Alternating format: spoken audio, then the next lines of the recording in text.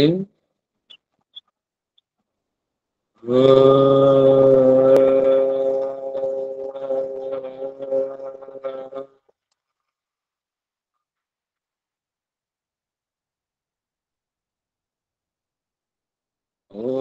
सहना भवतु सहनौ भुनक्तु सह वीर्यं करवावहै तेजस्विनावधीतमस्तु मा विद्विषावहै।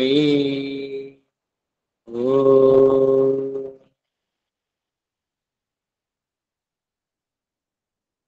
सभी एक साथ प्रतिज्ञा दोहराएंगे, मेरे बाद में बोलेंगे। मैं प्रतिज्ञा करता हूँ आजीवन यम नियम का पालन करूंगा। मैं प्रतिज्ञा करता हूँ फर्स्ट अटेम्प्ट में जेआरएफ एग्जाम क्लियर करूंगा। मैं प्रतिज्ञा करता हूँ विश्व में योग का पताका फहराऊंगा। मेरी संकल्प शक्ति सुदृढ़ है, पवित्र है, अबाध्य है। ओम ओम ओम। मैं अपनी संकल्प शक्ति से सब कुछ कर सकता हूँ। ओम ओम ओम। मेरे पास अजय मनोबल है। ओम ओम ओम। शांति ही शांति ही शांति। हाथों को मिलाएं, अपने गुरु माता पिता को नमन करें, हाथों को रब करें, आंखों पर लगाएं, धीरे से सभी को हंसते हुए मुस्कुराते हुए नमस्ते। लास्ट क्लास में हमने खिचड़ी मुद्रा पढ़ी थी, ठीक है। हैंडेज करे कौन उसका इंट्रोडक्शन दे सकता है खिचड़ी मुद्रा का? निखिल जी देंगे। आओ निखिल जी सामने। वीडियो ऑन करना पड़ेगा सर? हाँ जी, मैं जिससे पूछता हूँ तो वीडियो ऑन करके आंसर देंगे, मुझे अच्छा लगेगा। एक मिनट उससे मुझे नहीं, सबको अच्छा लगेगा, फीलिंग आती है ना वीडियो से। जी सर, जस्ट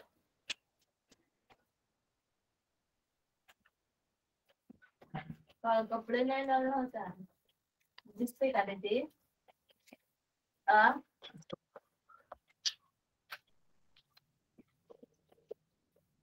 नमस्कार सर। हरिओम जी सर। निखिल जी, हरिओम।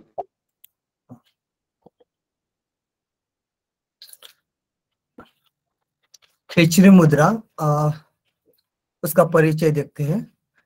खिचड़ी, खे यानी आकाश, आणि चरी यानी गमन करना, यानी आकाश में गमन करना। इसका सिंपल अर्थ होता है। खिचड़ी मुद्रा की विधि थी कि खिचड़ी मुद्रा करने के लिए हमें जिह्वा को लंबा करते हुए, मतलब जीवा को पहले लंबा करना होता है, और जैसे शिराबंद होती है, शिराबंद को काटना होता है, और जीवा को उल्टा कर कर हमें कपाल कुहर में लगाना होता है, तो उससे खिचड़ी मुद्रा सिद्ध होती है। तो काटने के लिए, जीवा बंध हटाने के लिए हमें चालन और छेदन, चालन, दोहन, ये तीनों प्रक्रिया करनी होती है। छेदन यानी काटना, वो स्नोई का पत्ता होता है, वो निर्मल होता है, सिग्न होता है, उससे हम जीवाबंद काटते हैं। फिर उसमें जो हिरडा रहता है, हिरडा का चूर्ण और सेंधा नमक लगाना होता है। और फिर छेदन हो गया। चालन, चालन यानी जीवा को मूवमेंट करना होता है। फिर हम दोहन करते हैं, जैसे गाय का, बकरी का जो दूध निकालते हैं, दोहन करते हैं, वैसे जीवा को हमको दोहना होता है लंबा करने के लिए। फिर वो धीरे धीरे लंबी होती है। जैसे एक वीक में एक बार काटना होता है उसको, एक वीक में जो बाल भर, जो एक बाल रहता है हमारा, उस बाल भर से काटना होता है वो स्नोई के पत्ते से। और हमें 6 महीने तक काटना रहता है। 6 महीने हो गए, 6 महीने होने के बाद जीवा बंधा जो होता है हमारा वो निकल जाता है। और हमारी जीवा जो हमें सौमंडल में जो कपाल कुंवर है उसमें लगाने के लिए वो लंबी हो जाती है, तो हम कपाल कुंवर में लगा सकते हैं आराम से उसको। और हम बहुत बढ़िया, आधे बहुत महीने अच्छा में आपने बताया। उसके वेरी लाभ गुड। जो, ठीक है, उसके लाभ लाभ जो में है। किसी और से पूछता हूँ, किसी और से पूछता हूँ लाभ में। ठीक है, थैंक यू, बहुत अच्छा बताया निखिल जी आपने। वैसे एक छोटा सा ये रह गया कि जीवा हमारी भ्रू मध्य तक आनी चाहिए, बाकी बहुत अच्छा बोला आपने, वेरी गुड। कपाल कुंवर शब्द उसमें इस्तेमाल किया सर मैंने। ठीक है, ओके। अब मुझे प्रतिका जी बताएंगे खिचड़ी मुद्रा के लाभ बताइए। जी सर, खिचड़ी मुद्रा से जो हमारी आयु जो है वो लंबी होती है, और जो मृत्यु का जो भय है वो दूर हो जाता है, और नींद, हाँ नींद नहीं मतलब जो नींद की समस्या होती है वो दूर होती है, और भूख प्यास लगना भी कम जाता है। ठीक है, लक्ष्मी जी कुछ बताना ऐड करना चाहती हैं? आओ लक्ष्मी जी। सर क्या बोलते हैं, मैं रास्ता छोड़ के जा रही हूँ, बारिश हो रहा है अभी तो। मैंने तो लक्ष्मी का नाम दिया है। हम तीनों साथ में है इस कारण। मोबाइल ओहो, उधर है तीनों एक अंदर में, साथ एक होते हैं। मोबाइल। ठीक है, चलिए मैं मनीषा जी से पूछ लेता हूँ। जी सर। इसमें वीर्य वाला कंसेप्ट को क्लियर कीजिए, जो हमने ऊपर अमृत वाले कंसेप्ट को, ठीक है, वो अच्छे से समझाइए कैमरा खोल के। हाँ सर, इसमें जो अमृत का पान बोला है, तो हमारे सहस्त्रार चक्र के नीचे एक अमृत का भंडार होता है। एक मराठी में हम तळे बोलता, एक वहां होता है अमृत बहुत सारा। तो वो अमृत जब नीचे सूर्य है, हमारे नाभि स्थान में जो सूर्य है मणिपुर चक्र के वहां, वो भस्म कर जाता है उस अमृत को।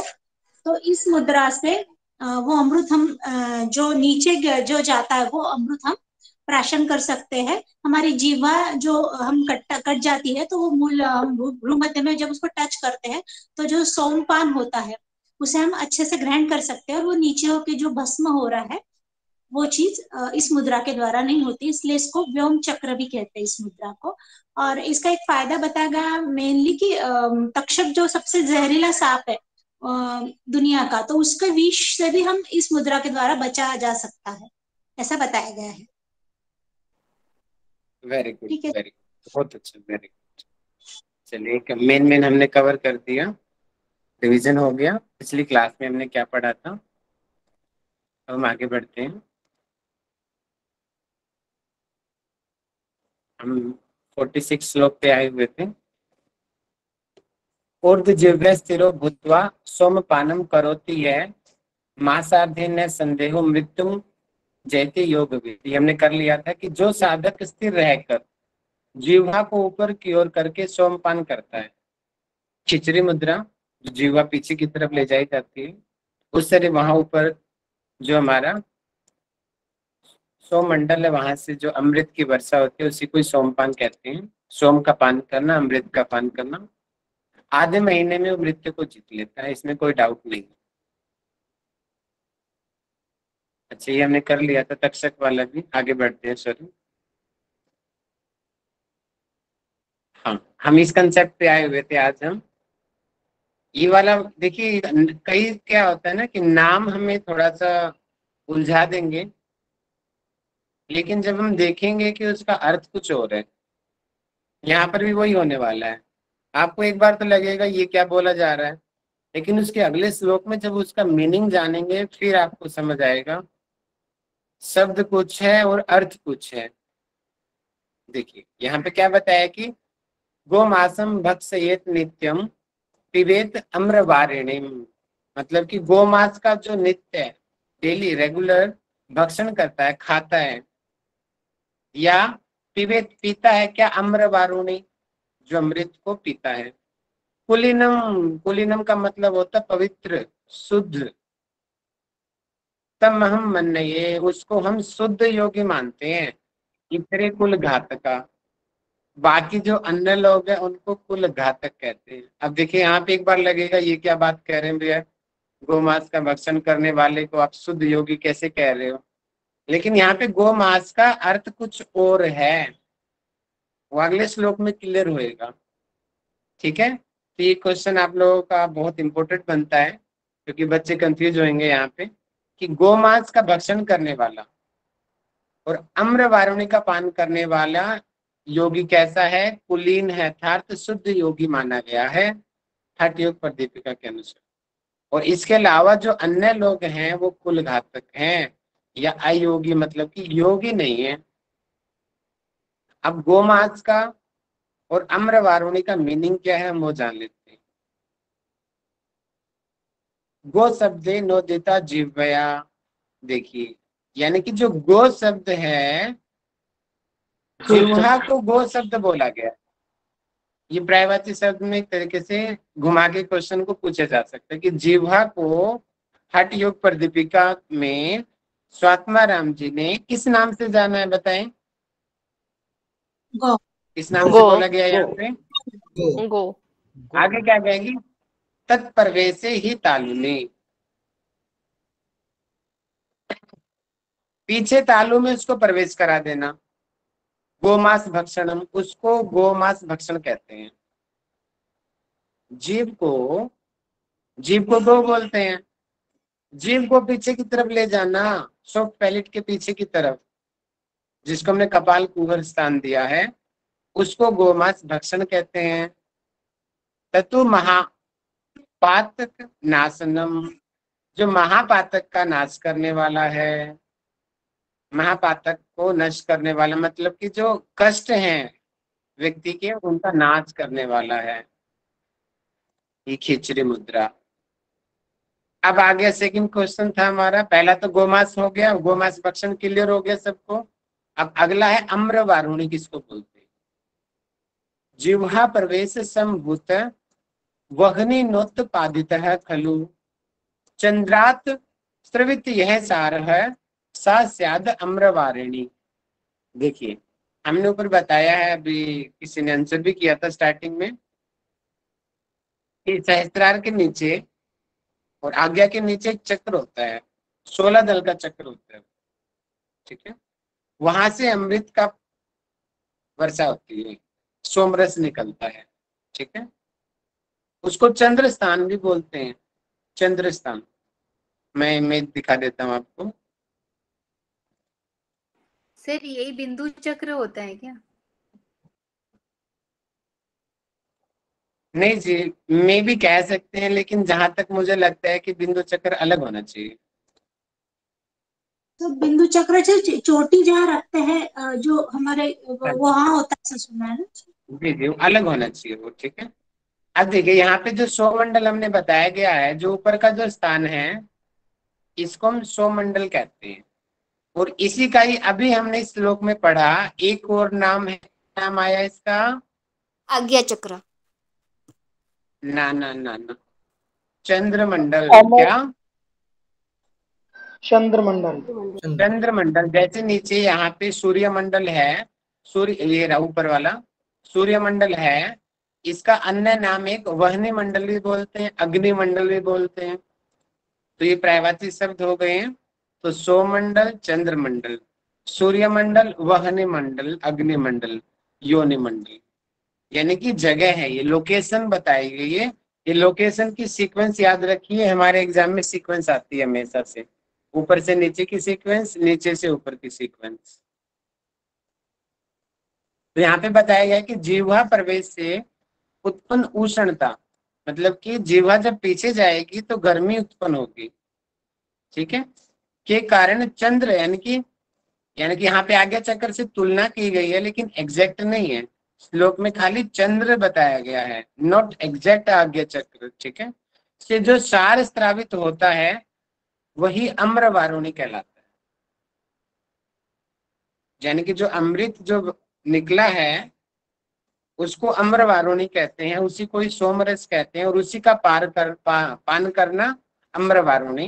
यानी कि जो दो चीज बताई गई, गोमांस भक्षण और अम्रवारुणी का पान करना, उस योगी को स्वात्माराम जी शुद्ध योगी, कुलीन योगी मानते हैं। आगे क्या बताया कि चुम्बन्ति यदि लंबिकाम अग्रम निशम जिह्वा रसनंदनी शैसार कटु अम्ल दुग्ध सदृश मधु आज्य तुल्या तथा। मतलब कि यहाँ पे देखिए क्या बात कही गई, रसों की बात कही गई है।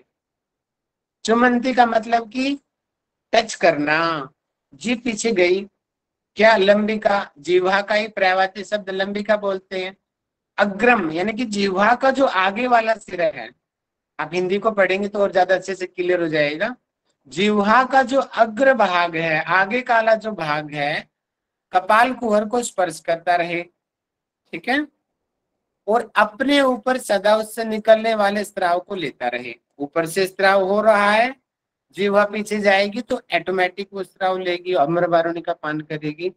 तो उस कंडीशन में क्या होगा है, कंडीशन में, क्योंकि हमारी जिह्वा की क्वालिटी है टेस्ट। टेस्ट मतलब कि स्वाद है, स्वाद खाना खाते हो ना, उसमें खट्टा, मीठा, तीखा, नमकीन, अलग अलग हमें टेस्ट मिलता है। इसी तरीके से जब हमारी जीभ पीछे जाएगी तो वहां पर भी अलग अलग प्रकार के रस उत्पन्न होंगे, नमकीन, तीखा, खट्टा, दूध जैसा, शहद जैसा, घी के समान स्वाद का अनुभव करती है। किसको अनुभव होता है ये बताइए?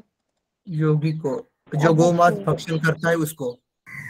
Very good. जिस योगी ने अपनी जिह्वा का जो अग्र भाग है पीछे कपाल कुहर में स्पर्श कर दिया, तो उस समय उसको इस तरीके के टेस्ट पता चल जाते हैं, ठीक है। यहाँ पे वही बताई गई है, छेछार कटु अम्ल दुग्ध सदृश मध्वाज्य तुल्य तथा व्याधिनाम हरणम ज्वरांत कर्णम मोदिरणम तस्य स्याद मर्त्वम अष्टगुणतिम सिद्धांगनाकर्षणम। ये वाला देखिए पॉइंट बहुत ही विशेष बताया गया है, इसकी सिद्धि है ये सिर्फ समझाने की दृष्टि से बताया गया है। मैं फिर बता रहा हूँ, क्योंकि हमारा पहले का जो समाज था पुरुष प्रधान समाज था, आज जबकि चेंज हो चुका है काफी हद तक, तो महिलाएं बिल्कुल भी इसको नेगेटिव न लें।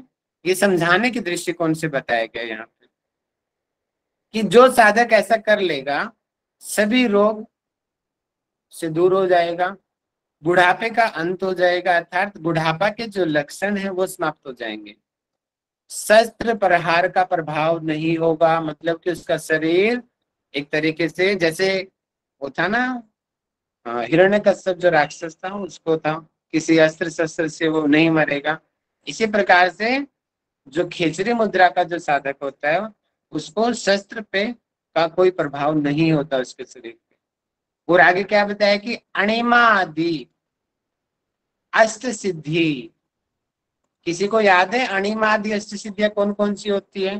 हाँ सर, हाँ सर। जी सर, जी सर। और नए लोगों से जानना चाहूंगा मैं, इतने सारे लोग यहाँ पर बैठे हैं, हैंड रेज करो। अणिमा आदि सिद्धियों के बारे में योग दर्शन में भी पढ़ा होगा आपने, सांख्य दर्शन में भी पढ़ा होगा। चलिए मैं सनी यादव जी से पूछना चाहता हूँ, अणिमा आदि जो अष्ट सिद्धियां हैं शॉर्ट में आप बताइए, अणिमा आदि अष्ट सिद्धियां।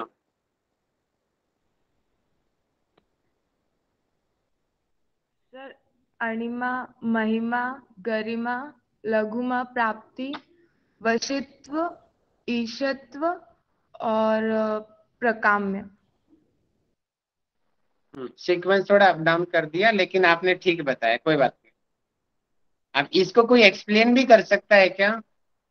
और प्लीज मेरी फिर से रिक्वेस्ट है, जो भी रिस्पॉन्स करे, तो मैं ये मान के चलता हूँ कि आप अपने स्टडी टेबल पर बैठे होंगे तो आपको कैमरा खोलने में कोई प्रॉब्लम नहीं होगी।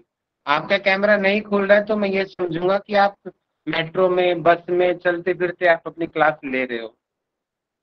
ठीक है, ये चीज मुझे बार बार ना रिपीट करनी पड़े, कैमरा खोलने वाली बात। यस, संध्या मैडम बताएं।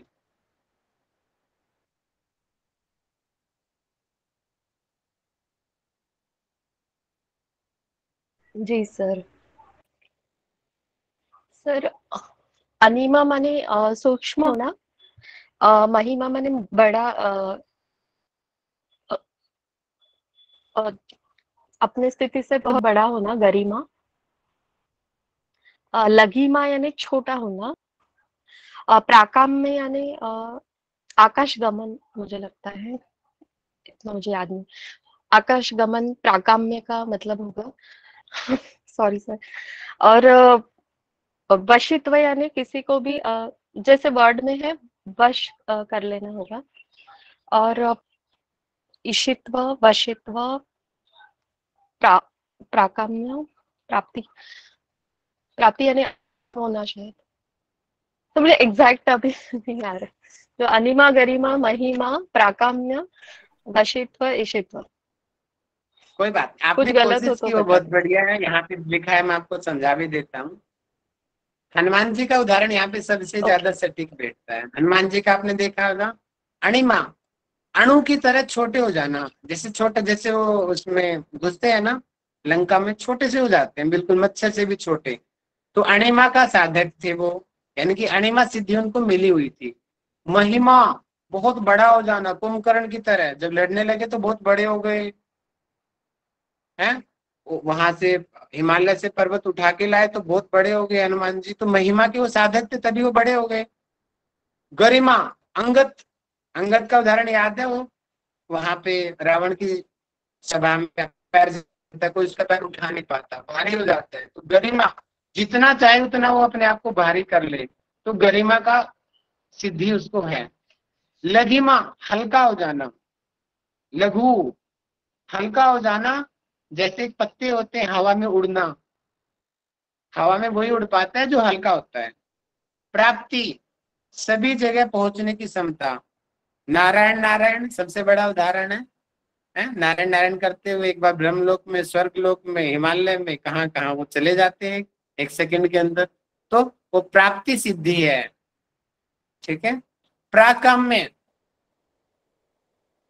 जो भी चाहे वही पूरा हो जाना, अलादीन का चिराग की तरह, जो भी इच्छा रख दी और सामने पूरी हो गई, तथास्तु। ठीक है। इसी तो ऐश्वर्यशाली हो जाना, यानी कि एक तरीके से ईश्वर सभी शक्तियों का जो स्वामी है, ऐश्वर्यशाली। वसित, सभी चीजों पर नियंत्रण। देखिए, ऊपर तो हो गया, सभी शक्तियां उसके पास आ गई।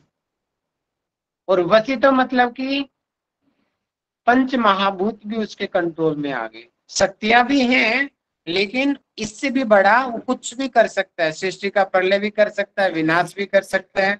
एवरीथिंग पॉसिबल इन वसित। तो ये सीक्वेंस याद रखना, ये सीक्वेंस बहुत बार आती है एग्जाम में। अणिमा, महिमा, गरिमा, लघिमा, प्राप्ति, प्राकम्य, इसी तो वसित। और इनका मीनिंग याद रखना, बहुत बार पेपर में ये आ चुका है। योग दर्शन में इसको बहुत डिटेल में बताया गया है, यहाँ पे आया तो मैंने इंट्रो दे दिया एकदम से आपको। हरियन सर, ईश्वत्व, ईश्वत्व का सर एक बार रिपीट कर दीजिए। इसी तो का मतलब कि ऐश्वर्यशाली हो जाना, as like God. Okay sir. हर चीज उसके, हर शक्ति उसके पास है। आप ये लगा लो कि जो भी चीज आपको चाहिए वो उसके पास है। ऐसी कोई एनर्जी नहीं है, कोई ऐसी ताकत उसके पास जो ना हो। वो इसी तो शक्तिशाली इसको बोलेंगे। ठीक है। Okay sir. हम वापिस आते अपने टॉपिक से बाहर चले गए थे। तो जो खिचड़ी मुद्रा का जो साधक है उसको अणिमा आदि भी सिद्धि मिल जाती है। अणिमा आदि जो 8 प्रकार की सिद्धियां, देखिए कितनी बड़ी बात यहाँ पे बोल दी गई है, वाले अमरत्व को प्राप्त होता है। भैया जिनको ये सिद्धि मिल गई वो अमर ही है एक तरीके से, उसकी तो मृत्यु लगभग असंभव ही होती है। अब यहाँ पे ये बहुत बड़ी बात कही गई है समझाने की दृष्टि से उसके प्रति सिद्धांगनाएं यानी कि योगनियां, सिद्ध लोगों की जो पत्नियां हैं, जो स्त्रियां हैं, वो आकर्षित होती हैं। ठीक है, यानी कि इस तरीके के जो टर्मिनेटिंग जो पॉइंट होते हैं ना, वो एग्जाम में पूछे जाते हैं, क्योंकि बच्चों को ये चीजें पता नहीं होती है। किस मुद्रा से आकर्षित होती है, तो इसका आंसर क्या रहेगा? खेचरी मुद्रा। खेचरी मुद्रा। और अगर मैं यहीं पे प्राणायाम की बात करूं तो कौन सा प्राणायाम रहेगा? शीतकारी। वेरी गुड, ये पॉइंट ध्यान रखना। ठीक है, वहां पर भी शीतकारी में भी ये बातें कही गई है। वहां पे योगनिया शब्द दिया गया है, यहाँ पे सिद्धांगनाएं हैं, अर्थ एक ही है दोनों का। ठीक है, ऑलमोस्ट सेम ही है, थोड़ा बहुत डिफरेंस है। यहाँ पे वो बताया गया है जहां से अमृत निकलता है, उस चक्र की विशेषता बताई गई है। ऊर्ध्व षोडश पत्रम मध्य गलितम। ठीक है, हिंदी को पढ़ेंगे ज्यादा इजी रहेगा कि जीवा जो ऊपर चली गई, कपाल को में प्रविष्ट करा दी, खिचड़ी मुद्रा हमने कर ली, मुख को ऊपर करके पराशक्ति का ध्यान करना है। षोडश 10 दल कमल, यानी कि जो बता रहा हूं 16 दल का जो चक्र है से प्रवाहित प्राण के सहारे अनायास प्राप्त निर्मल धारारूप तरंग के समान, यानी कि उस चक्र से उस सोम का स्त्राव होता है, अमृत का स्त्राव होता है। उसकी लोकेशन बता रहे हैं, वो अमृत कहाँ से निकलता है। अभी तक हमने ऊपर पढ़ा था कि कपाल कुहर से निकल रहा है, जबकि अब यहाँ पे एग्जैक्ट पता लग गया, नहीं, कपाल कुहर के ऊपर एक षोडश दल का चक्र है, वहां से निकलता है, उसके मध्य से निकलता है वो अमृत, उसका पान करना, ये है खिचड़ी मुद्रा। और जो ऐसा करेगा उसके एक और बेनिफिट बताए गए हैं, कमल तंतु के समान। जैसे कमल का डंडी देखिए आपने, बिल्कुल कोमल नाजुक, जैसे किशोर बच्चे होते हैं, लड़कियां होती हैं, लड़के होते हैं 18 साल के, बिल्कुल नाजुक कली, कोमल शरीर वाला, यानी कि उनका शरीर बहुत ही सॉफ्ट हो जाएगा उस योगी का वाला।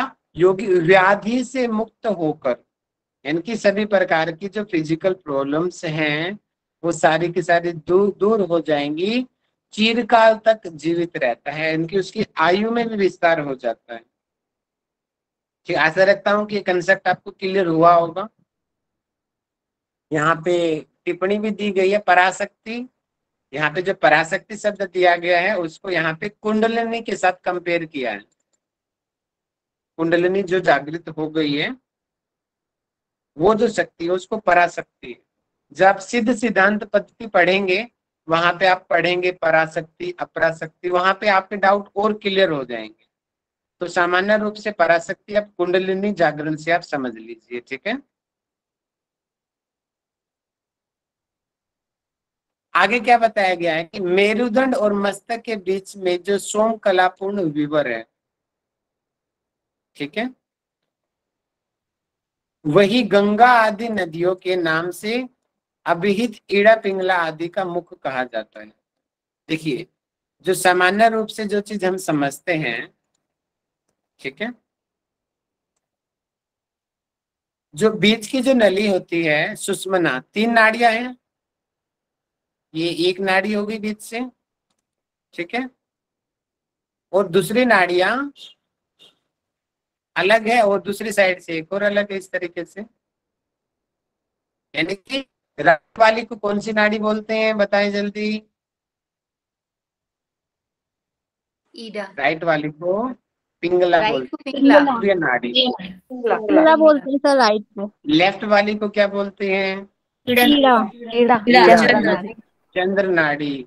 और मध्य वाली जो नाड़ी होती है उसको क्या बोलते हैं?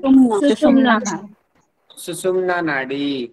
तो यहाँ पे कंपेयर किया गया है, जैसे हम भारतीय सभ्यता में गंगा यमुना सरस्वती 3 नदियों को कंपेयर किया जाता है ना, उसी तरीके से यहाँ पर भी कंपेयर किया गया है।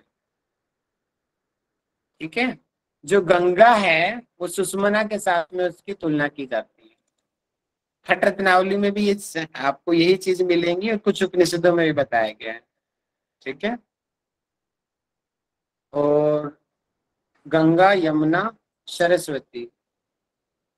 यमुना मैं श्योर नहीं हूँ 100%, एक बार चेक करना पड़ेगा। शायद यमुना जो है सूर्य नाड़ी को होना चाहिए, और जो सूर्य नाड़ी सरस्वती है सरस्वती है गुरुजी। सरस्वती क्योंकि शीलता का प्रतीक है, शांति का प्रतीक है, वो चंद्र नाड़ी के साथ होनी चाहिए।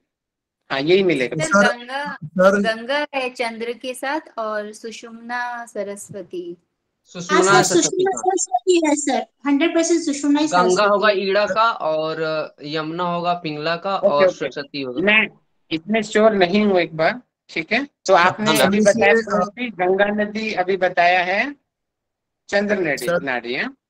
सर शिव संहिता में बताया गया है सर, ईडा, पिंगला, सुषुम्ना। ईडा को चंद्र नाड़ी बताया गया है, पिंगला को सूर्य नाड़ी बताया गया है, और जो सुषुम्ना है उसको सरस्वती, गंगा, यमुना, सरस्वती ऐसे बताया गया है सर शिव संहिता में।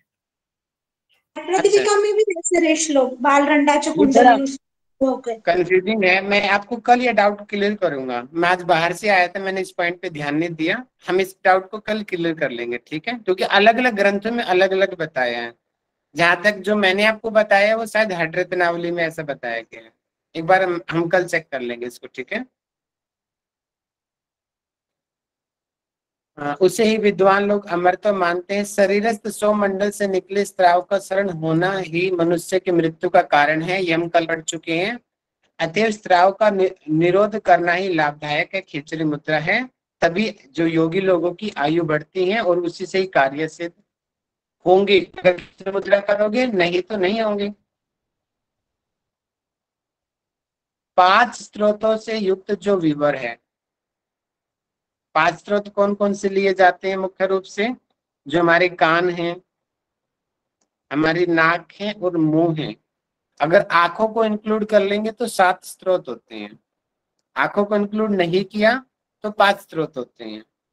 आगे बताया भी, अज्ञान रहित शून्य में खेचरी मुद्रा विद्यमान रहती है। शून्य का मतलब होता है खालिस्तान, यानी कि कपाल कुहर। जो 5 स्रोत बताए गए हैं, स्रोत मतलब कि जहां से कोई चीज आ रही है। जैसे बोलते हैं गंगा का उद्गम स्थान हिमालय है, उद्गम स्रोत हिमालय है, जहां से गंगा नदी निकल रही है, ठीक है। जैसे अरावली पर्वत से कोई और नदी निकल रही है तो उस नदी का स्रोत अरावली पर्वत हो गया, जहां से वो जो चीज निकलती है। इसी तरीके से ये अलग अलग स्रोत हैं जो शरीर में जा रही है। एक वायु जा रही है, शब्द जा रहे हैं इन स्रोतों से होते हुए, इन छिद्रों से होते हुए अंदर जाकर के जो खाली स्थान बनता है, बीच का जो स्थान बनता है, उसी को वहीं पे खिचड़ी मुद्रा की जाती है और उसी को कपाल कुहर कहते हैं, ठीक है। सृष्टि का मूल बीज विवर का मतलब होता है एक तरीके से जो खाली स्थान, जो बहती नदी की तरह, एक तरीके से ऐसे हम समझिए। विवर का मतलब जो जगह है जहां से कोई चीज जा सकती है, उसको विवर बोलते हैं, ठीक है। मेडिकल लैंग्वेज में सामान्य रूप इसको फोरामन शब्द भी दिया जाता है, फोरामन जो खाली स्थान होता है, ठीक।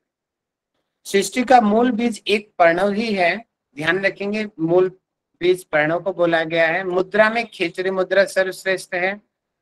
निरालंब ही एक परमात्मा है, जिसका कोई आलंब ना हो, जिसको कोई नाप ना सके, जिसकी कोई सीमा नहीं है, जिसकी कोई आयु नहीं है, वो कौन है? परमात्मा है।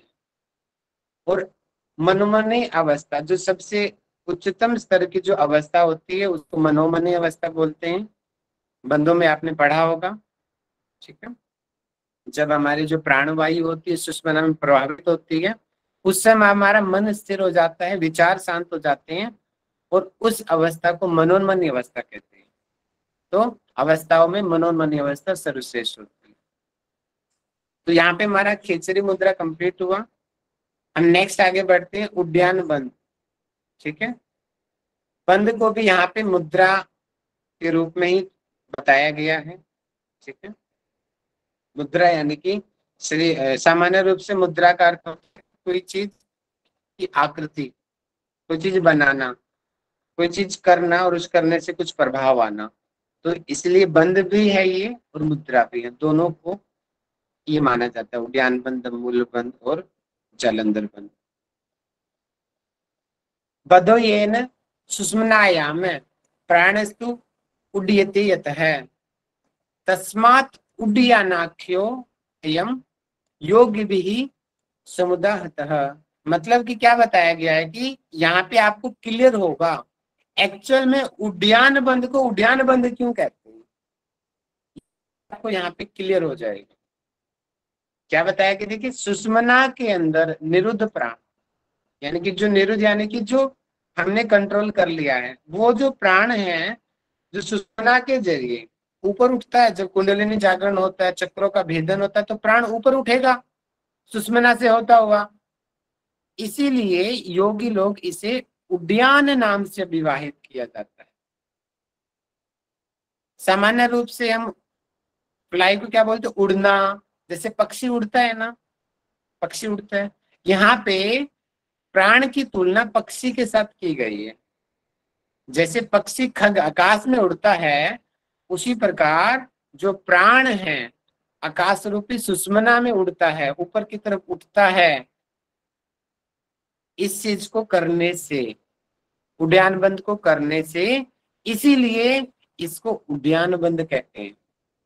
ये चीज देखिए आगे क्लियर की गई है, क्योंकि प्राण रूपी महापक्षी निरंतर सुषुम्ना में उड़ान भरता है। जो प्राण को पक्षी के साथ तुलना की गई है, और पक्षी भी नहीं, महापक्षी जैसे बाज होता है, महापक्षी जो बड़े बड़े होते हैं, उसके साथ तुलना की गई है, हमेशा जो उड़ान भरता रहता है, इसलिए इसको उड्डयन कहता है। तो अब ये क्लियर रखना, कोई आपसे पूछ ले तो भैया उड्डयन को उड्डयन क्यों कहते हैं, ये चीज आपको क्लियर होनी चाहिए अब। ठीक है, सर एक बार अब ये आगे उड्डयन बंद का, सर एक बार उड्डयन बंद का जो फर्स्ट श्लोक है एक बार दोबारा प्लीज बता दीजिए। अभी तो मेथड तो भी बताए नहीं, मेथड तो अभी आएगा। नहीं अभी जो आपने वो जरा सा एक्सप्लेन किया है, बस इतना एक बार दोबारा से। निरुद्ध अच्छा, प्राण का ये वाला मतलब क्या? ये वाला श्लोक ना, उडुनम करोते यस्मात् विश्रांतिम महाखग। ठीक है, जैसे महाखग उड़ता है उसी प्रकार, और विश्राम करता है। विश्राम का मतलब जैसे बात रहता है ना, बाज, वो बादलों के ऊपर ऊपर ही ऊपर वो सो भी जाता है, आराम भी कर लेता है, अपनी नींद भी पूरी कर लेता है, उसकी थकान भी दूर होती है, और वो उड़ता भी रहता है। उसके साथ यहाँ पे तुलना की गई है, यानी कि उसके लिए बड़ी उड़ान, बादलों के ऊपर की उड़ान भी सहज होती है बाज के लिए। तो वो महाखग रूपी बाज की तरह इस प्राण की तुलना की गई है। उसी प्रकार प्राण ऊपर की तरफ उड़ता है, इसीलिए इसको उड्डयन बंद कहते हैं। क्लियर हुआ? सर फर्स्ट वाला ये निरुद्ध प्राण, निरुद्ध का मतलब होता है मैम कंट्रोल किया हुआ। जैसे कि प्राण, अपान, व्यान, समान, बहुत तरीके के प्राण होते हैं, लेकिन जरूरी नहीं कि हर प्राण सुषुम्ना में जाए, है ना। व्यान नहीं जाएगा, प्राण, अपान, समान, कई तरीके के सभी तो नहीं जाएंगे ना। इनमें से जब हम उसको कंट्रोल करते हैं, प्राण को, श्वास को जो हम कंट्रोल करते हैं, और जो कंट्रोल की गई जो प्राण है, यानी कि जो वायु है, उसको प्रवाहित करना, उसको निरुद्ध प्राण किया गया। निरुद्ध का मतलब जिसको हमने वश में कर लिया है। ठीक है, आगे बढ़ते हैं। अब मेथड बताया गया है। मेथड क्या है? उदरे पश्चिमम तानम, उदर को पश्चिम यानी कि पीछे की तरफ तानना। नाभेर ऊर्ध्वम च कारयेत, नाभि को ऊपर की तरफ। उड्डयानो हैंसो बंदो मृत्यु मातंग केसरी, कि उदर को, यानी कि जो हमारा पेट है, पेट वाला जो भाग है, नाभि के ऊपर तो पीछे की तरफ, यानी कि हर एरिया को, पेट का जो हर एरिया है, तो पर्टिकुलर नहीं बोला कि नाभि के नीचे वाला भाग खींचना, नहीं, नाभि के लेफ्ट, राइट, अप, डाउन, उसको पीछे की तरफ खींच देना है। उसको उड्डयन बंद कहते हैं। थोड़ा फोटो से समझने की कोशिश करते हैं इसको। देखिए,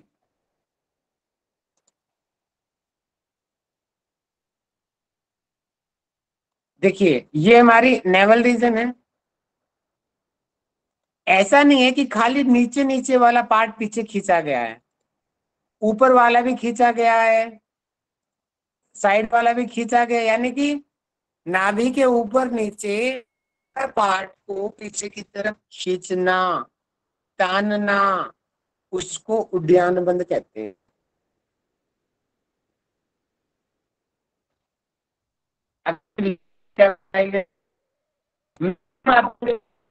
याद रखने क्वेश्चन बन सकता है कि मृत्यु मातंग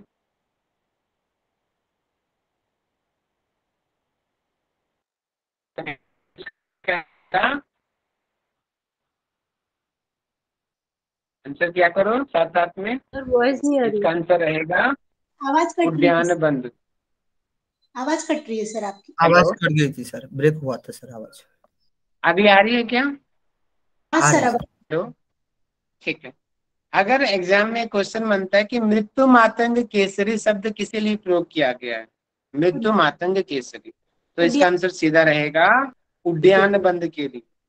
अब इसके लिए क्या बताया, जैसे कि हम बचपन, जो हमारी बचपन से हम कहानियां सुनते आ रहे हैं, मैं तो बड़ा सुनता था, नाना जी से, मामी से, मामा से सुनाते थे मुझे शेर वाली और हाथी वाली कहानी सुनाते थे। आप लोगों ने भी सुनी होगी, शेर की झगड़ा हो गया, हाथी का झगड़ा हो गया, लास्ट में जीत गया।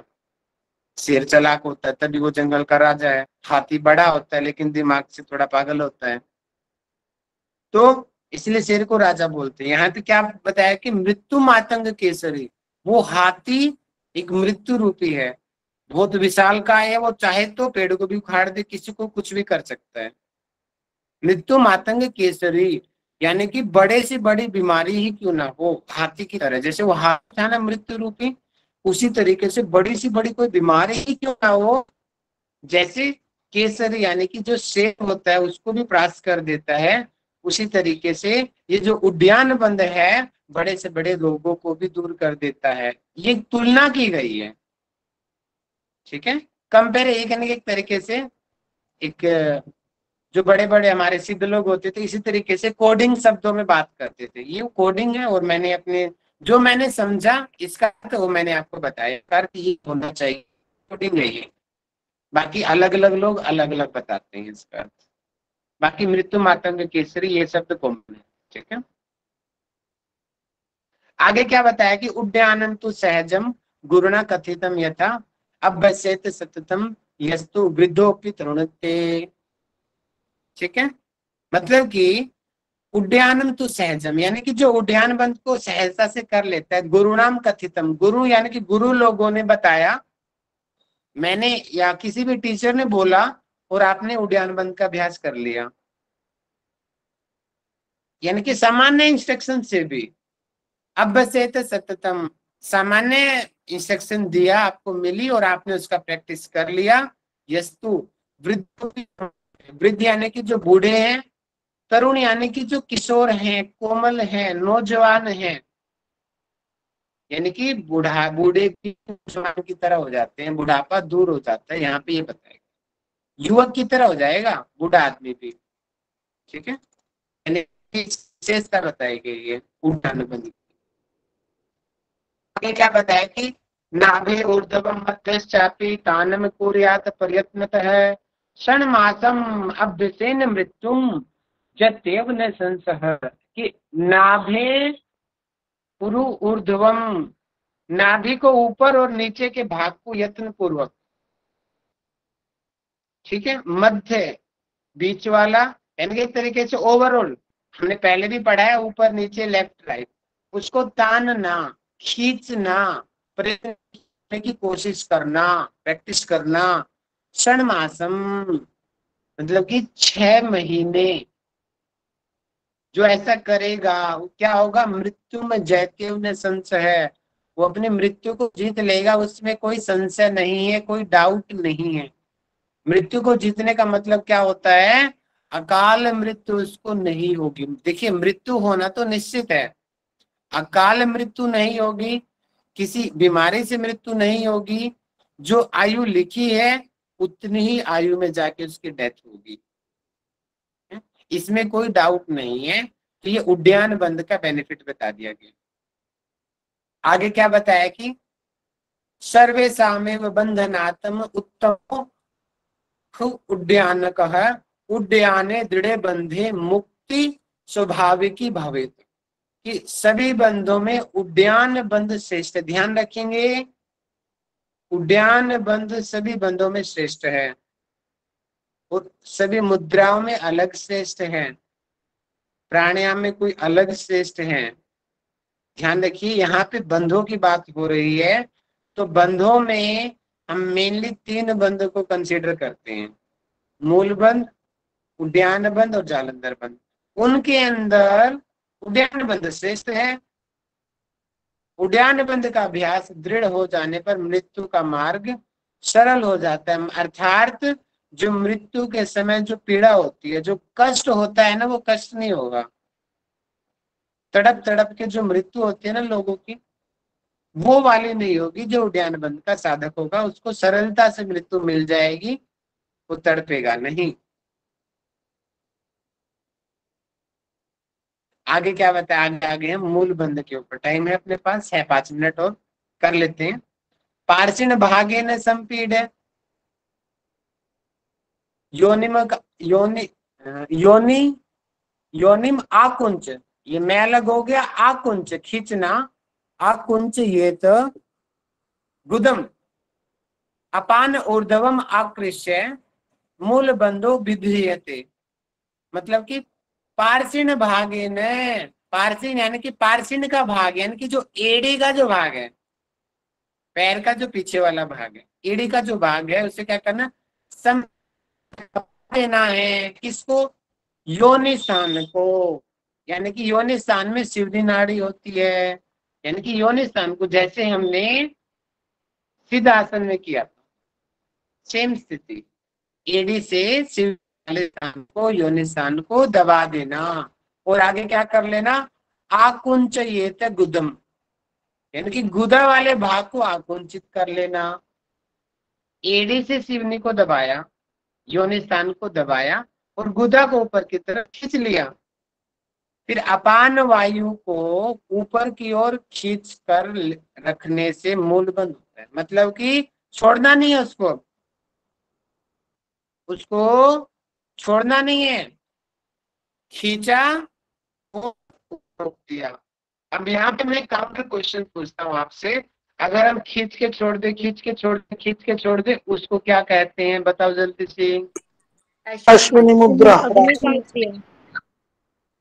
अश्विनी क्रिया, वेरी गुड, ठीक है। अश्व ऐसा करते हैं और इससे बहुत अच्छी फुर्ती मिलती है, एनर्जी मिलती है। और मैंने एक जगह पे पढ़ा था किसी लेक्चर में कि जो यम को करने के जो बेनिफिट होते हैं वो अश्विनी क्रिया करने से बेनिफिट मिलते हैं। मैंने अपनी लाइफ में भी देखा था, जो यम के जो 4-5 पार्ट होते हैं, अहिंसा, सत्य, अस्त्य, ब्रह्मचर्य, अप्रिग्रह, इनमें ब्रह्मचर्य मुख्य होता है, बाकी औरों में भी इसमें काफी मदद मिलती है। अगर मैं आपको एक निष्कर्ष दूं कि किस क्रिया को करने से आपको यम का पालन इजीली होता है, मैं अपने अनुभव के हिसाब से बता रहा हूँ। अश्विनी क्रिया और मूल बंध का अभ्यास करने से जो यम है वो चीजें हमारे जीवन में जल्दी आने लग जाती हैं।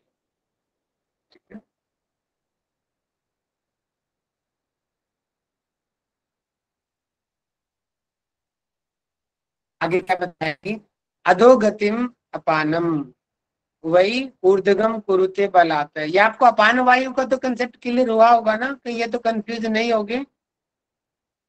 नहीं मैं क्वेश्चन पूछ लेता हूँ, ये पता चल जाएगा मुझे। ठीक है, मुझे बताइए, प्रीतम सिंह जी बताइए, अपान वायु का मतलब यहाँ पे क्या है और कितनी प्रकार की वायु होती है? प्रीतम जी बताओ, बाकी लोग मैसेज करो।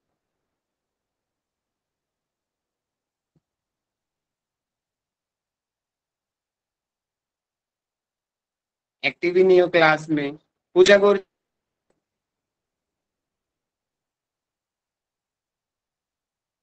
सोते रहते हैं क्लास में।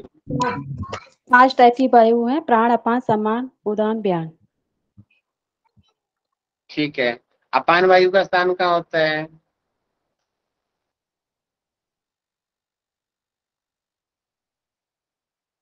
याद नहीं है?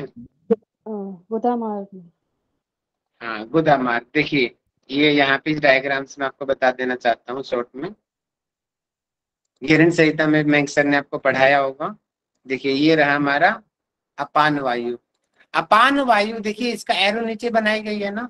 अपान वायु सामान्य रूप से नीचे की तरफ प्रवाहित होती है, बाहर की तरफ। अपान वायु का काम होता है एक्सक्रिएशन, बाहर निकालना, एक्सक्रिएट करना। गैस बाहर निकलती है, स्टूल बाहर निकलता है, यूरिन बाहर निकलता है। जो बाहर निकलने वाली जो चीज होती है, वो जो कार्य होता है वो अपान वायु के द्वारा किया जाता है। अब अपान वायु का सामान्य जो इसका है वो नीचे की तरफ प्रवाहित हो रही है, इसको हमें ऊपर की तरफ ले जाना है। जब हम गुदा वाले भाग को खींचते हैं तो ये वाली जो वायु है नीचे की जगह ऊपर की तरफ प्रवाहित होती है। यही कंसेप्ट है मूलबंध का। है?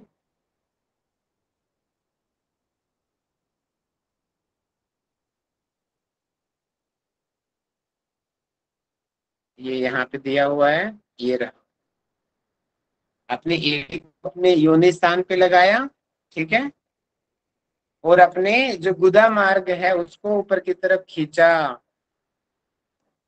और ऊपर को खींचने से क्या होगा? अपान वायु ऊपर की तरफ उठेगी। जब अपान वायु ऊपर की तरफ उठेगी तो प्राण में मिलेगी, और जब वो प्राण के साथ मिल जाएगी तो क्या होगा? फिर जो सुषुम्ना का जो सबसे नीचे वाला भाग होता है वहां पे प्रेशर बनेगा। वो कुंडलिनी जागरण में एक कंसेप्ट आपका क्लियर हो जाएगा कि कुंडलिनी कैसे जागृत होती है। अभी के लिए आप समझ लीजिए दिख नहीं रहा है सर पिक्चर। कि ऊपर से प्राण जो है, पिक्चर प्राण नहीं नीचे आएगा, नीचे से अपान ऊपर जाएगी। हाँ जी, पिक्चर शो मुझे तो दिखाई नहीं दे रहा है, बाकी को दिखाई दे रहा है क्या? सर मुझे भी शो नहीं हो रही है। दिख रहा है, हो रहा है सर, मैम। हो रही है, हो रहा है सर। हो रहा है दिख रहा है सर। भैया प्रेजेंटेशन हो रही है, मैं अपने फोन में दो दो देख पा रहा हूँ, मेरे को भी दिख रही है। ठीक है, कैसे देखूं सर? तो आप पिन कर लीजिए एमडीवाई को। ठीक है, एमडीवाई को पिन कर लीजिए। दो है एमडीवाई, इससे मैं बोल रहा हूँ, एक दूसरा अलग है जो लैपटॉप में चल रहा है, जो मैं आपको पढ़ा रहा हूँ। मैं 2 आईडी से जुड़ा हुआ हूँ। ठीक है, तो प्राण नीचे आएगा, अपान ऊपर जाएगा, तो फिर वो क्या होता है? दबाव बनता है और उससे कुंडलिनी जागृत होती है। डिटेल में मैं आपको कुंडलिनी वाले टॉपिक में समझाऊंगा, अभी खाली मूलबंध पढ़ो।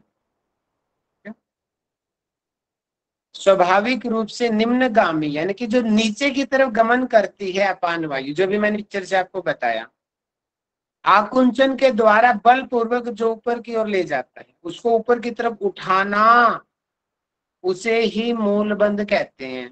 क्लियर हुआ? मूल भाग को ऊपर की तरफ खींचना जिससे हमारी अपान वायु ऊपर उठ जाए, उसको मूलबंध कहते हैं।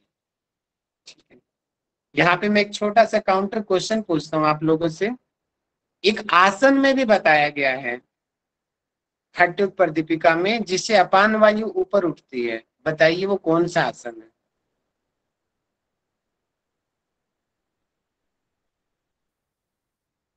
पवन मुक्ता सर। हठयोग दीपिका में पवन मुक्त कहाँ से आ गया? नहीं, हठ प्रतिपिका में नहीं। पश्चिमोत्तानासन।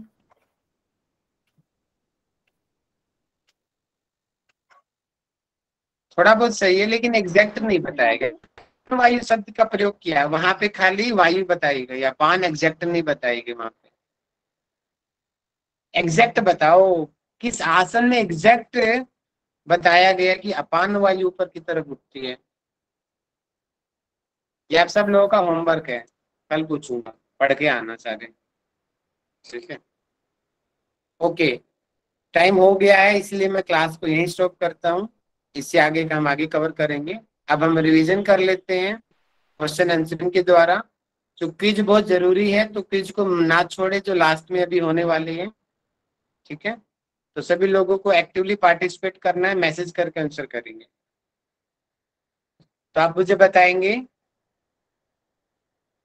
आज हमने पढ़ा है, पहले हमने पढ़ा था खिचड़ी मुद्रा। खिचड़ी मुद्रा करने से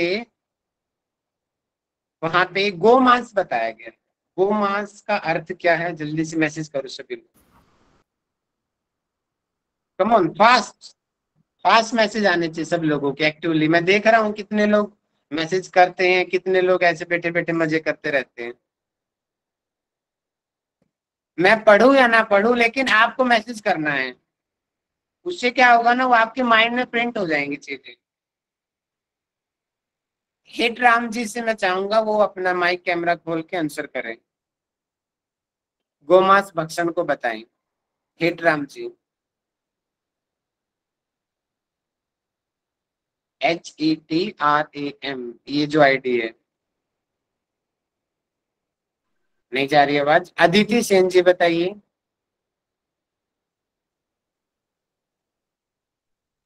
अ, इसको व्याख्या करना है सर, एक्सप्लेन करना है। हाँ जी, हेलो। शॉर्ट में बताइए, ज्यादा टाइम नहीं होता क्विज में। शॉर्ट से हाँ, जल्दी वो आंसर क्या करो, पास पास। वो गोमांस भक्षण का अर्थ बोमरंद से बताइए। बोमरंद से जो सोमरस निकलता है, तो बोमरंद वहां से जिब्बा को खिचड़ी मुद्रा में कपाल कुहर में लेकर जाना है, तो उस सोमरस को सूर्यमंडल में नहीं आने देते हैं। तो वो जो रस भक्षण करते हैं जिब्बा से, उसको गोमांस भक्षण बोलता है। मतलब सोमरस को नहीं नहीं, राइट आंसर नहीं है आपका। कंसेप्ट आपको क्लियर है, लेकिन एग्जैक्ट आंसर नहीं आया है जो मैं पूछ रहा हूँ। आपने खेचरी मुद्रा बताया है और मैं सिर्फ गोमांस भक्षण पूछ रहा हूँ। काजल जी बताइए मुझे। सर जीव को जो है वो कपाल को घर में लगाना गोमांस भक्षण वेरी कहलाता है। Very good, very good. Thank you. अम्रवारुणी का कंसेप्ट मुझे सुब्रा पटेल जी बताइए। बाकी मैसेज करें, मैसेज ही मेरे स्क्रीन पे सबको मैं देख रहा हूँ। मैं की मैसेज करें, सुब्रा पटेल जी आंसर करें। जी सर, एक बार क्वेश्चन बोल दें। अम्रवारुणी।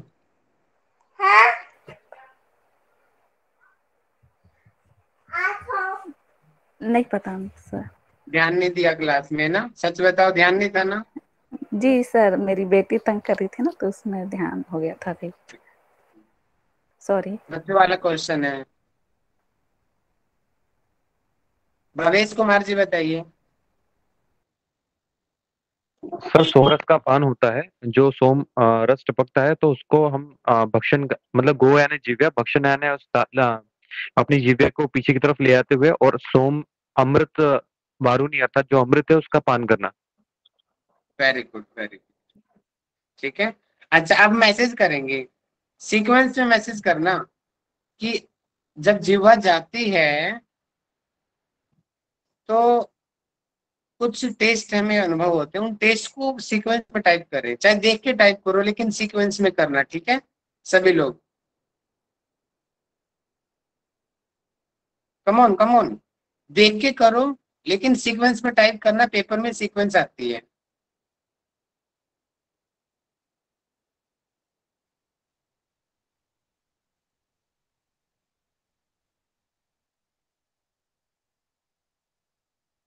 शिवांगी मित्तल जी आंसर करें। वेरी गुड, बहुत अच्छा आंसर किया आपने। सर इसमें सबसे पहले नमकीन और फिर तीखा, खट्टा, दूध, शहद और घी का हमें टेस्ट महसूस होता है। Very nice, very nice, very nice. ठीक है, अब मुझे बताएंगे उद्यान बंद को उद्यान बंद क्यों कहते हैं? मैसेज करके बताएं सभी लोग। उद्यान बंद को उद्यान बंद क्यों कहते हैं? उसको कंसेप्ट को टाइप करो और मुझे बताएंगी भारती माली जी। जी सर। सर इसमें जैसे सुषुम्ना है, उसको अंदर की ओर निरुद्ध जो प्राण रहते हैं उसको ऊपर की ओर उठाया जाता है। जैसे अपान वायु उसको ऊपर की ओर उठाया जाता है, इसलिए उसको उड्डयन बंद कहते हैं। ठीक है, वेरी गुड। उद्यान बंद की तुलना शेर हाथी से की गई है, वो पूरा शब्द संस्कृत में टाइप करो, वो कैसे शब्द बताए गए हैं वहां पे। लक्ष्मी जी का आंसर आया सबसे पहले। जी लक्ष्मी जी। मृत्यु Matang Kesari sir. Very good. मृत्यु मातंग केसरी को समझाएंगे जरा। सर इसमें मृत्यु को क्या बोलते हैं, हाथी से लिया गया है। मृत्यु का तात्पर्य हाथी से है, मतलब सॉरी, मातंग मतलब हाथी और केसरी मतलब शेर होता है। तो जो हाथी है उसको क्या बोलते हैं, जो हाथी रूपी जो मृत्यु है उसको सिंह के समान विजय प्राप्त कर लेता है उद्यान बन। इसी को मैंने एक सरल शब्द में समझाया था, कौन समझा सकता है इसको उद्यानवन के साथ कोरिलेट करते हुए? ये शालिनी यादव जी बताइए।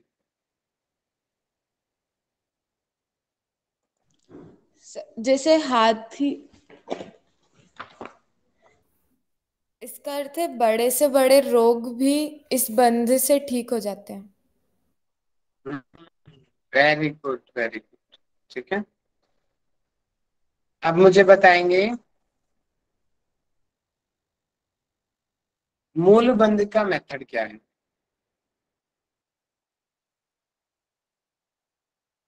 मूल बंध का मेथड अनीता जी मुझे बताइए। हेरोइन को प्रेस करना है हीरो की तरफ, और फिर एनस को कंट्रैक्ट करना है ताकि हमारा जो अपान वायु है वो ऊपर की तरफ आए। ठीक है, वेरी गुड। ठीक है, अपनी कोमल जी आंसर करें। दोबारा से मैं पूछ रहा हूँ, मूल बंध को और अच्छे से क्लियर वर्डों में समझाइए उसका मेथड। सर नहीं सुन पाए थे अच्छे से।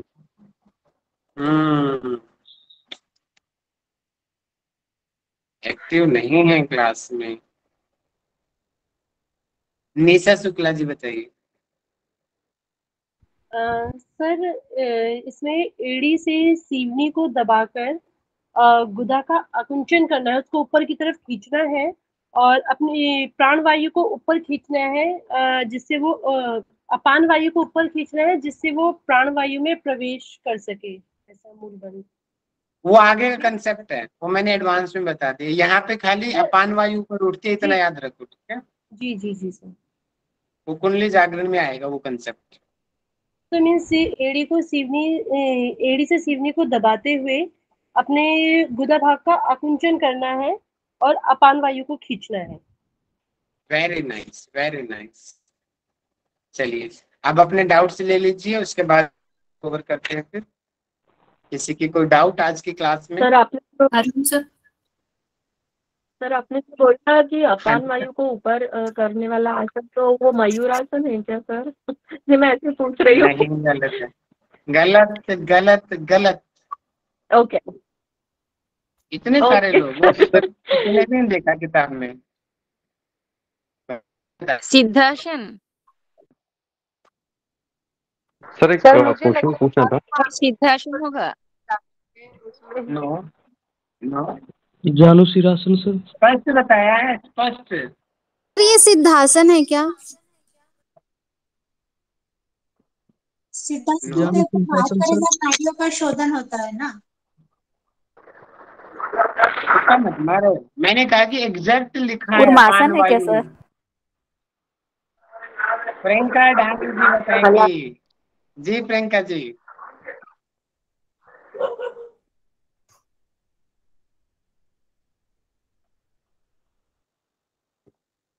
पुष्पलता जी ने भी बता दिया है, वेरी गुड। जी पुष्पलता जी। जी सर, वो तीनों बंद अनायास लग जाते हैं पद्मासन में, इसीलिए फिर मूल बंद भी उसमें ही आए ना सर।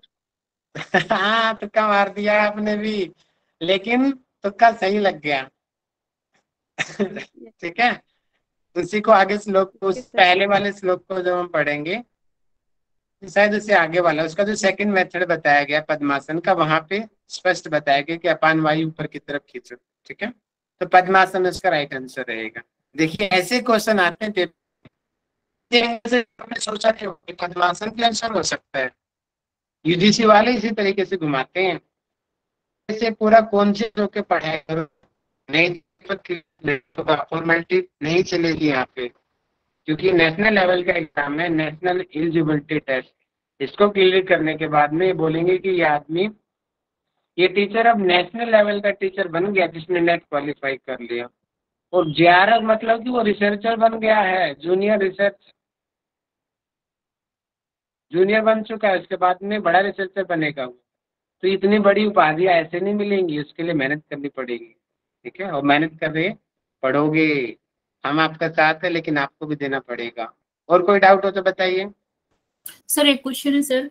सर एक क्वेश्चन, मृत्यु मातंग केसरी, हम्म। सर मृत्यु मातंग केसरी एक बार स्पष्ट कर दीजिए सर इसे।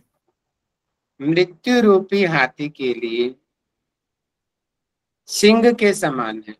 जैसे हाथी सबका विनाश करता है, किसी को भी नहीं छोड़ता, लेकिन शेर होता है वो उसको भी पराजित कर देता है। वो चालाकी से करे, छल से करे, पीछे से वार करे, कैसे भी करे, लेकिन शेर उसको पराजित कर देता है, तभी वो शेर जंगल का राजा कहलाता है। उसी तरीके से बड़ी से बड़ी बीमारी क्यों ना हो, कैंसर हो गया, हार्ट बीमारी, डायबिटीज, मैं सिर्फ अंदाजा लगा रहा हूँ, एक बता रहा हूँ, आइडिया दे रहा हूँ। बड़ी बड़ी बीमारियां जिन पे कंट्रोल नहीं किया जा सकता, उनको भी उद्यान बंद ठीक कर सकता है। क्लियर? डायरेक्ट सर, नहीं, मैं ये इनडायरेक्ट पद्मा बताया गया, यहाँ पे इनडायरेक्ट बताया गया है, डायरेक्ट नहीं। हाँ जी बोलिए। सर, ये पद्मासन का जो बोला मैंने अभी देखा, उसमें बारंबार अपान मूर्ध्व नीलम प्रोत्साहयन पूरितम, हो रही है तो बार बार मूलबंध द्वारा अपान वायु को ऊपर उठाते हुए अंदर भरे हुए प्राण वायु को नीचे ले जाते हुए शक्ति अर्थात कुंडलिनी के प्रभाव से असीमित ज्ञान को साधक प्राप्त कर लेता है। तो कौन से सौ के नहीं पढ़ा ना आप लोगों ने, एक का भी आंसर नहीं आया कि आप इसका पद्मासन आंसर हो सकता है। इसका मतलब पढ़ाई की आपने लेकिन अच्छे से नहीं की, उसका कोई फायदा नहीं। अच्छे से पढ़ाई करो, ठीक है। अभी तो हम कितना स्लो पढ़ा रहे हैं, इसके बाद जब हम स्पीड पकड़ेंगे ना, एक एक दिन में एक एक किताब कराएंगे, देखना फिर क्या होगा आपका। पिछली बार मैंने गोरख संहिता 2 दिन में कराई थी, एक एक किताब ऐसे जाएंगी एक एक 2-2 दिन के अंदर, फिर क्या करोगे। अभी तो हम 20-20 दिन ले रहे हैं एक किताब को, अभी आप नहीं कर पा रहे तो बाद में कैसे पकड़ोगे हमारे स्पीड को आप। फिर तो और एक्टिव हो जाओ, ऐसे काम नहीं चलेगा, ठीक है। हाँ जी भवेश जी कुछ क्वेश्चन पूछ रहे थे। जी जी सर, थोड़ा सा इससे रिलेटेड नहीं था, जैसे आप खिचड़ी का बता रहे थे, तो मैं पूछा था सर, जैसे अगर मतलब जो खिचड़ी का जो बंद लगाते हैं तो वो सर्जरी के थ्रू भी तो हटा सकते हैं अपन। दोबारा बोलिए, खिचड़ी के द्वारा जो बंद लगाते हैं। नहीं, खिचड़ी बंद जो लगाते हैं, जैसे अपन सुरापान, मतलब इन द सेंस वो जिव्या को काटते हैं सर, मतलब जो बंद है उसको काटते हैं, तो मैं बोला था वो सर्जरी के थ्रू भी तो हटा सकते हैं। बात एक ही है, लेकिन हर सप्ताह सर्जरी कराने जाओगे क्या? नहीं नहीं, मतलब एक ही बार में अगर सर्जरी, मतलब थोड़ा रिलेट नहीं था क्वेश्चन, ऐसे ही पूछा, मतलब ऐसा इसलिए। हर सप्ताह करा लो सर्जरी, जाओ हर सप्ताह रोम मात्र के लिए कटवाने जाओ। ऐसा तो नहीं होगा ना, करा लो, बात एक ही है, या तुम डॉक्टर से कटवा लो या खुद काट लो। हर सप्ताह काटनी है, थोड़ी थोड़ी जल्दबाजी नहीं करनी है। खाली काटने से भी काम नहीं चलेगा, जीवा भी तो लंबी करनी है। छेद तो कर लिया, चालन दहन कौन करेगा? जी सर जी। Slow steady wins the race, जल्दबाजी हमेशा नुकसान करती है। स्लो स्लो चलो, आगे बढ़ो। हाँ जी अरुणा जी। सर मैं बस ये कह रही थी कि ये जो ग्रंथ लिखे गए हैं ये उस समय लिखे गए जब ये सब चीजें होती नहीं थी, तो नेचुरली उन्हें जो समझ आया, ऋषियों मुनियों ने जो भी उन्होंने किया होगा उसके हिसाब से ये लिखे गए हैं। आज सर्जरी और उससे हम इसे रिलेट नहीं कर सकते। अरे हमारे कितने, हमारे सबसे पूरा प्राचीन आचार्य जो सर्जरी के जनक हैं, उनका नाम याद है? क्या नाम है? महर्षि आचार्य चरक। चरक। जी सर। आप जाना किसी भी सर्जन से पूछना, शायद उनको नाम ना पता मिले, लेकिन बड़े बड़े हॉस्पिटल्स में महर्षि सुश्रुत की फोटो मिलेगी। वो भारत के थे, आयुर्वेदाचार्य थे। वो उस टाइम आज से हजारों साल पहले आंखों की सर्जरी करते थे। बहुत बड़े बड़े हजारों टाइप की सर्जरी वो करते थे आज से हजारों साल पहले। अब कैसे करते थे, उनका ज्ञान तो बहुत दिव्य था ना, तभी वो करते थे। तो हमारे ज्ञान बहुत है, हम भूल गए हैं उस ज्ञान को। प्राचीन काल में भी इतना ज्ञान था हमारे। चरक नहीं आएगा, इसका राइट आंसर सुश्रुत आएगा। ठीक है, चरक जी भी थे, विद्वान थे वो भी, लेकिन सुश्रुत जी सर्जन में थे, एक्सपर्ट। सर्जरी के नाम हमेशा सुश्रुत जी का आएगा। सर्जरी शब्द वहीं से आया है। और सर आयुर्वेद के बोलेंगे सर तो ये आयुर्वेदाचार्य ही थे भैया। आयुर्वेदाचार्य सबसे मेन 3 आचार्य हैं, आचार्य चरक, महर्षि सुश्रुत और आचार्य वाग्भट्टी। ये 3 आचार्य सबसे मेन हैं आयुर्वेद के। ठीक है उसमें सर मैंने चरक सुना है सर। ठीक है, हम शांति पाठ कर लेते हैं। और मैं चाहूंगा आज का शांति पाठ विशाल सिंह जी करवाएं। अरे लेफ्ट हो गए विशाल जी, तो अभी के अभी तुरंत। और कौन कराएंगे? अमिता सिंह जी। जी अमिता जी आइए। सभी लोग अपनी कमर गर्दन एक है अमिता, बैठे। एक है अमिता। Yes sir. आप हो मैं अमिता सिंह अनिता और मैं बोल रहा हूँ अमिता। मैं ओके सर। जी अमिता जी आइए। सर मैं बाहर हूँ, थोड़ा सा मैं सुन रही थी लेकिन। चलिए, तो अनिता जी कवर कर लीजिए अमिता जी को। आइए अनिता जी। सभी लोग अपनी कमर गर्दन सीधी करके बैठ जाए, दोनों आंखों को बंद, दोनों हाथों को नमस्कार मुद्रा में करके फ्रंट ऑफ योर चेस्ट। सर्वे भवन्तु सुखिनः, सर्वे सन्तु निरामया, सर्वे भद्राणि पश्यन्तु, मा कश्चित् दुःखभाग् भवेत्। ओम शांति शांति शांति। Rub your palms and press on your chest. Gently open your eyes. Thank you. हंसते हुए मुस्कुराते हुए मौज वाला नमस्ते सभी को। मौज करो, मौज मौज में पढ़ाई करो अपना। Thank you so much sir. Sir धन्यवाद सर।